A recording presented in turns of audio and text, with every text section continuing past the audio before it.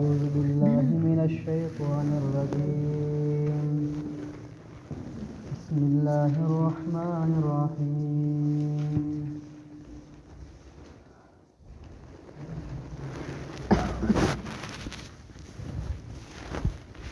قال يا آدم أنبئهم بأسمائهم فلما أنبأهم بأسمائهم قال ألم أقل لكم إني أعلم غيب السماوات والأرض وأعلم ما تبدون وما كنتم تكتمون.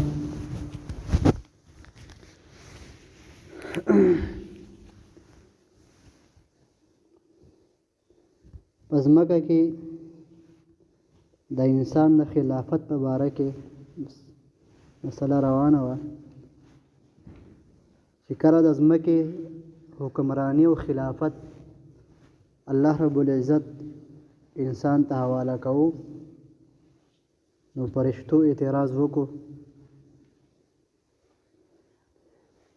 الله رب العزت د فرشتو سره یو رای واغسته. الله د مشورې د رای محتاج نه دی، په دې کې امت ته چې هغه د مشورې یو اصول وښودله چې کله ته یو کار کوې نو مشوره پکې کوه. هغه شان نبي علیه السلام باره کې الله فرمایي کله چې ته څه کار کوې وشاورهم فی الامر، د خپل ملګرو سره مشوره کوه. نبی علیه السلام د چا مشورې ته محتاج نه و، هغه د الله د طرف نه را لېږلی پیغمبر و، هر کار په وحی په ذریعه کوو، الله په امر به یې کوو. بیا هم الله ورته فرمایي چې ته کله څه کار کوې نو ملګرو سره مشوره کوه. دې کې زموږ ستاسو دپاره لوی سبق دی چې مونږ څه کار کوو په مشوره باندې کوو.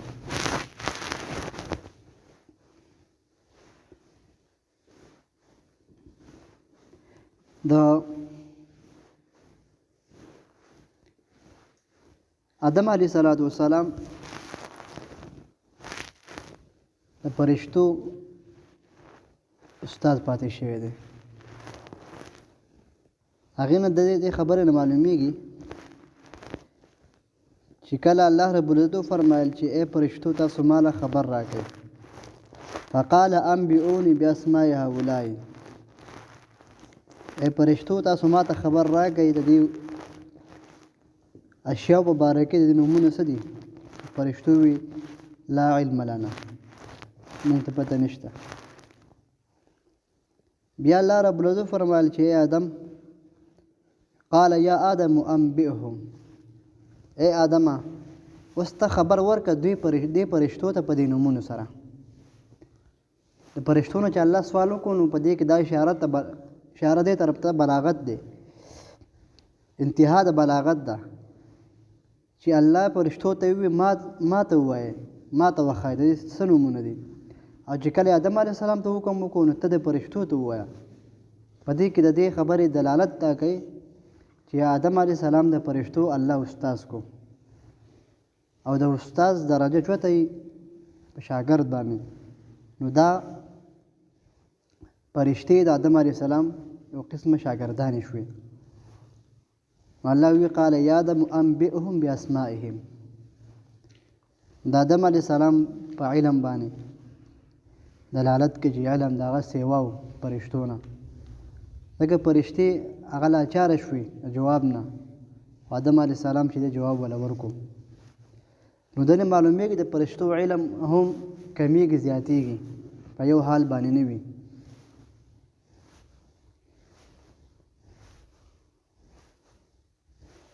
فرشتې چې دا اعتراض فرشتو کړو چې الله ته په ځمکه کې یو ځانه یو خلیفه پیدا کوي انسان، هغه به وینو تویوي د یو بل په ناحقه باندې او ستا ناشکري به کوي.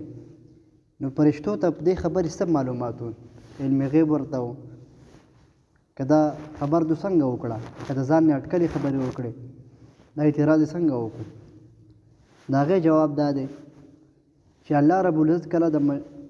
انسان په باره کې د فرشتو سره مشوره وکړه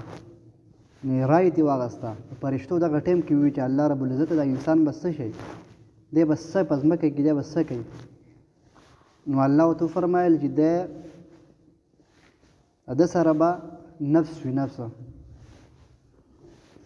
یو شهوت نفسانی دی او یو شهوت غضبی دی یعنی کله چې انسان شهوت خپل لټي یو ځای کې خواهش لټي او دې کله دغه ګناه ارتکاب کوي دغه ګناه کوي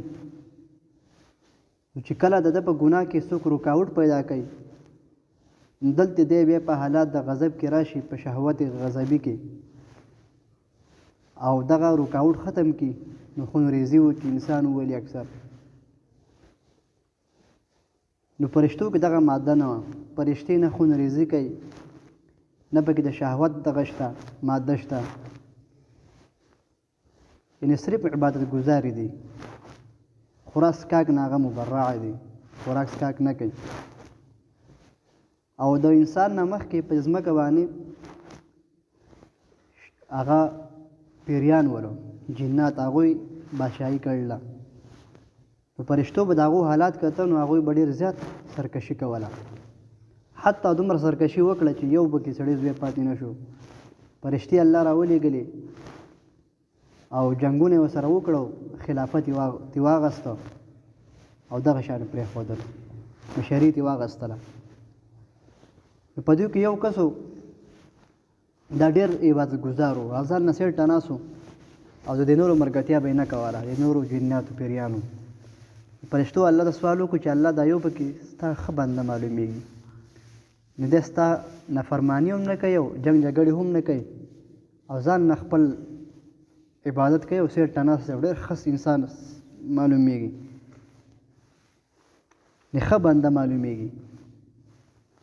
نو د فرشتو سوال الله قبول کو وی دی بر اسمان ته راوخېږي او د باقي چې دی نو دا پرېږدئ او خلافت دې والی نو الله اسمان ته وخېږو او یو پیری ده به دومره عبادت کوو دومره چې ده ته طاووس الملایکه ویلی شي په ملایکو کې به ده دومره عبادت کوو چې هغو به ورته نوم طاووس ملایکه وي طاووس چې دا یو مرغۍ ده موږ تاسو ټول پېژنو اردو کې د مور وایي پښتو کې د موږ د طاووس وایو دا په دې مرغو کې ډېر ښایسته وي ډېر زیات ښایسته وي حسن ډېر څه وایي دغه شان به د ډېر زیات عبادت کوو ښایسته عبادت به کوو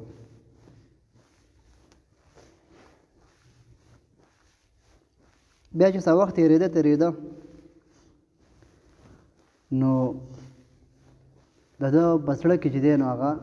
لویي راله او یو تکبر به کې راغی چې زه خو هم څوک یم ځکه چې فرشتې راته وایي چې ته طاووس ملایکه یې نو زه خو څه یمه چې زړه کې تکبر راغی الله ته هغه علم واغست کله چې الله آدم علیه السلام پیدا کو فرشتو ته حکم وکړو آدم علیه السلام یې جوړ کو پیدا یې کو نو د آدم علیه السلام په باره کې الله وفرمایل فرشتو ته بلکې تمام مخلوقاتو ته یې وفرمایل چې څومره مخلوقات په دنیا باندې وو سالرونکي زنده سر ټولو ته چې تاسو آدم علیه السلام ته سجده وکړئ نو آدم علیه السلام ته ټولو فرشتو سجده وکړه په جمع الا ابلیس شیطان ونه کړه نو دلته دا حکم دا اشکال چوتېږي چې شیطان ته خو الله نه دی ویل چې سجده وکړه شیطان خو د فرشتو نه دی که نه او پیری دی د اور نه پیدا دی فرشتې د نور نه پیدا دی انسان د خاورې نه پیدا دی نو شیطان خو په دې باندې مجبور نه و چې هغه سجده کړی وي نو حدیث جواب دا دی حدیث متواتره کې دا معلومیږي چې شیطان فرشته چې دا په دغه وخت کې په دې ټولو مخلوقاتو کې اشرف مخلوقاتو عزتمن نو الله چې هغو ته حکم وکړو نو د هغو کې دا ټول راله پیریان به کې هم راله او دا شیطان به کې هم راغی ابلیس نو ده ته انکار وکړو د وی او دا خبر هم دلالت کوي چې الله ورته وي ته څه شی منې کړې تا ولې سجده ونه کړه آدم ته وی هغه د اور نه پیدا کړ د خټې نه پیدا کړ د اور نه پیدا کړی ما زه به ته سجده کوم نو تکبر بلوی به کې راله نو الله پاک چې دی نو هغه راوی شړو د فرشتو د مجلس نه نو آدم علیه السلام چې کله بیا الله پیدا کو نو شیطان ښکته ځمکې ته راوشړو آدم علیه السلام یې بر اسمان ته وخیژو او جنتونو ته داخل کو جنت کې آدم علیه السلام د دنیا په حساب باندې 1500 کاله تیر کړي دي دنیا د عمر د لحاظ 1500 کاله چې څه وخت جنت کې تیر کو نو د به یوازېوالی محسوسوو جنت کې خوب نه بیماری نه نو د باندې الله پرکالی راوسته داسې پرکالی سکینه شان دي نو الله پاک چې دی د ګسې پختۍ نه د یو زنانه پیدا کړه بیبي حوا بیبي حوا د حی نه دی حی ژوندي ته وایي نو ژوندی دی پیدا کړه او بعضې علماوي د ګسې پختۍ ولې پرې کړه کټ کړه آدم علیه السلام نه خو دی پوه نه شو د هغې نه الله د ده بیبي پیدا کړه نو چې کله پیدا کړه آدم علیه السلام ورسره خبرې کولې نو الله پاک منع کړه صبر وکړه خبرې بلانه کې دا ستا بیبي ده تعالی ما پیدا کړه ستا د ګسې پختۍ نه اوس په ستاسو نکاح کېږي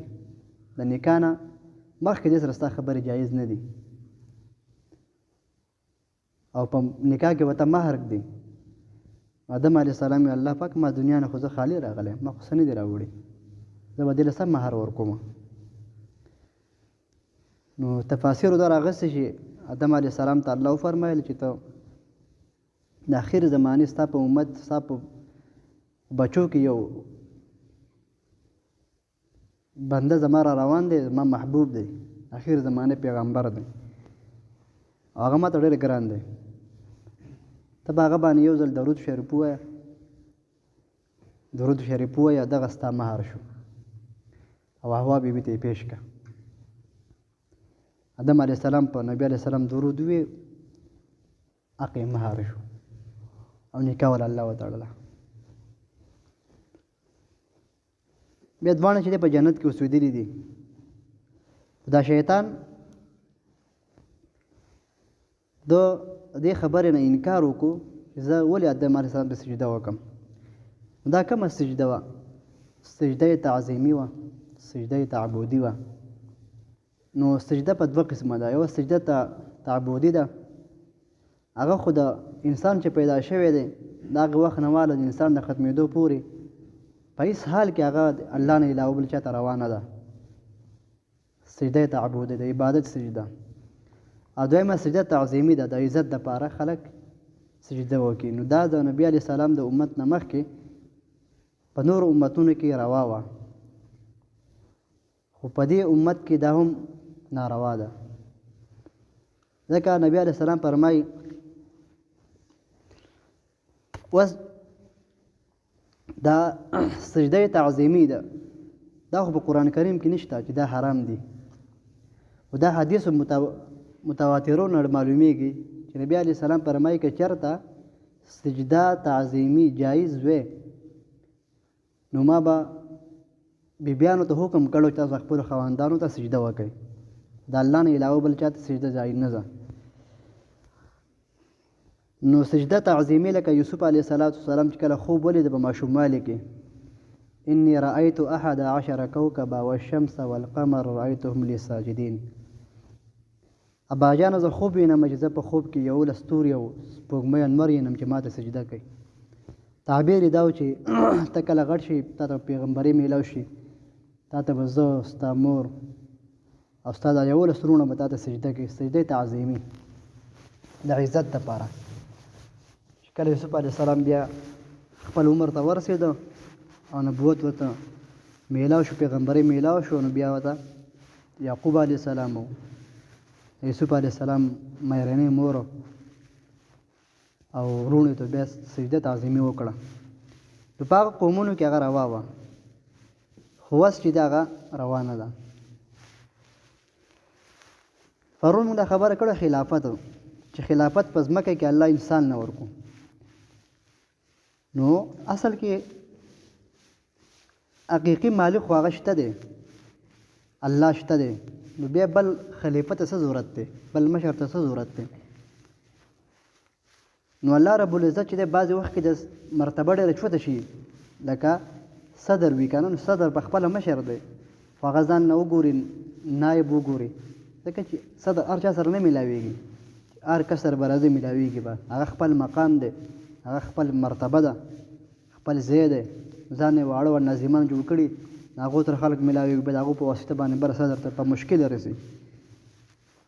دغه شان الله چې دا ډېر غټ ذات دی، هغه خپل دنیا د پیغمبران نه لیږلي دي. دا پیغمبران به د دنیا بادشاهي کې مشران به دنیاوي هم اقتدار به هم سنبالي او آخرت فکر به هم د امت کوي. ځکه چې حدیث شریف کې راځي کانت بنو اسرائیل تسوسهم الانبیاء، بني اسرائیلو پیغمبرانو به سیاست کوو او خلافت به یې کوو. یو پیغمبر به دنیا نه لاړو نو بل پیغمبر به الله راولېږو. اکثر په یو علاقه کې به یو پیغمبر، بله کې بله کې بل، یهودو د موسی علیه السلام، عیسی علیه السلام او د هغو نه علاوه نور ته جدا پیغمبران، ابراهیم علیه السلام او دغه لوط علیه السلام. نو اکثر په علاقه د نبي علیه السلام په ټول دنیا باندې یو پیغمبر اخره کې راغی، دویم شریک ورسره څوک په یو زمانه کې نشته. نو نن سبا هم بیا نبي علیه السلام وفرمایل چې په بني اسرائیلو کې به هغو سیاست کوو، هغو به اقتدار سنبالو پیغمبرانو، او اوس اخره کې زه رالمه، اوس زما اقتدار او زما پیغمبري ده، زه به تاسو ته دین ښایم او د دنیا ترتیب به هم تاسو زه برابروم. بیا دا وفرمایل چې زما نه وروستو به زما امت کې داسې خلک وي خلیفهګان چې هغوی به دا لاره سنبالوي او هغوی به چې کوم دی دا سیاست به کوي. او دا موږ نن سبا سیاست موږ هغه حد ته رسېدلی دی چې زموږ خلک سیاست څه ته وایي؟ دروغو ته وایي. اگر دروغ نه دي، خو موږ خلکو ته دروغ ځکه جوړ کړه چې هغه معاشره داسې ګنده شوه، هغه حد ته ورسېده چې نن سبا سیاست نوم واخلې وایي دروغ، موږ د دروغ جوړ کړو. دا دروغ نه دي. صحیح سیاست په پیغمبرانو کوو د دین لپاره، هغه صحیح سیاست و. خو نن سبا چې د خلکو دا مسخرې جوړې کړې، خبرې بل دا خو د حدیثونو ثابته خبره ده، داسې معمولي وړه خبره خو نه ده. خو هغه موږ ته هغه خلکو چې دومره هغه ګوتې پکې واله چې خلک چې نوم واله خو دروغ وایي. زموږ دا د دروغو خبرې دي او هغه به صحیح دغه و. نبي علیه السلام زما نه پس به بیا خلک زما امت چې دغه په ګڼو شمېر باندې دا خلافت سنبالوي او اوسې به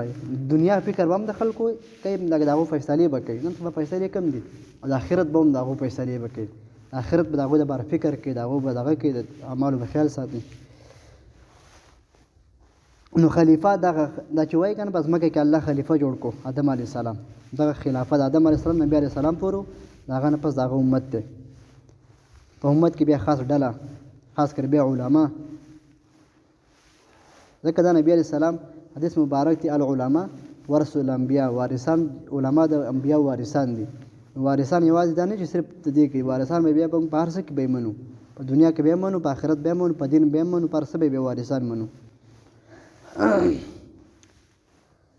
قال وی یا آدم، الله پاک یا آدم علیه السلام انبئهم ته خبر ورکړه دوی لره، د ملایکو ته، باسماهم په دې نومونو د اشیاو سره. فلما هر کله انباهم چې خبر ورکړه آدم علیه السلام باسماهم په دې نومونو سره، قال نو یا الله لم اقل لكم آیا ما تاسو ته نو ویلي انی اعلم چې بېشکه زه ښه پوهېږم غیب السماوات بغیر د اسمانونو د ځمکو والارض ځمکو باندې، واعلم زه ډېر ښه پوهېږم ما تبدون هغه چې تاسو ښکاره کوئ، وما کنتم تکتمون هغه چې تاسو پټوئ. وإذ قلنا هغه وخت چې وی مونږ للملائکة فرشتو ته اسجدوا سجده وکړه لآدم علیه السلام ته، فسجدوا نو سجده وکړه ټولو فرشتو الا ابلیس مگر ابلیس ونه کړه. ولې ونه کړ؟ ابا د انکار وکړو، واستکبر او لوی تکبر یې وکړو، زه به دته سجده کومه. وکانه من الکافرین او شو د کافرانو نه، یا و د کافرانو ډلې نه د الله په علم کې. په دغه ټیم کې هم شو، کانه د فعل ماضی د اوس زمانې خبر هم ورکوي، د آینده هم ورکوي، دغه حال هم ورکوي. نو دا وایي چې لکه د الله په علم کې خو د مخکې نه کافر و، دی به یې کافر خو دغه ټیم کې هم دی کافر شو. قال وی الله پاک یا آدم و آدم علیه السلام انبئهم خبر ورکړه دوی لره باسمائهم په دې نومونو سره. فلما هر کلام باهم چې خبر ورکړو آدم علیه السلام باسمائهم په دغو نومونو د اشیاو سره فرشتو ته. قال نو ویل الله پاک لما قل لكم ما نه ویل ما تاسو ته اني اعلم چې بېشکه زه ډېر ښه پوهېږم غیب السماوات په پټو خبرو د رازونو د اسمانونو د غیب د اسمانونو باندې والارض د ځمکو باندې واعلمو زه ډېر ښه پوهېږم ما تبدون هغه چې تاسو ښکاره کوئ ما کنتم هغه چې تاسو تکتمون پټ کوئ یا یې پټوئ. وإذ قلنا هغه وخت چې وي مونږ للملائکة فرشتو ته اسجدوا سجده وکړئ تاسو له آدم علیه السلام ته. فسجدوا نو سجده وکړه فرشتو الا ابلیس مگر ابلیس ونه کړه. ابا انکار یې وکړو واستکبر د لویي وکړه وکانه و دی من الکافرین د کافرانو ډلې نه یا شو د کافرانو. سبحان ربک رب العزة عما یصفون وسلام علی المرسلین والحمد لله رب العالمین. ربنا واتنا ما وعدتنا على رسولك ولا تخزنا يوم القيامة إنك لا تخلف الميعاد آمين برحمتك يا رحمن.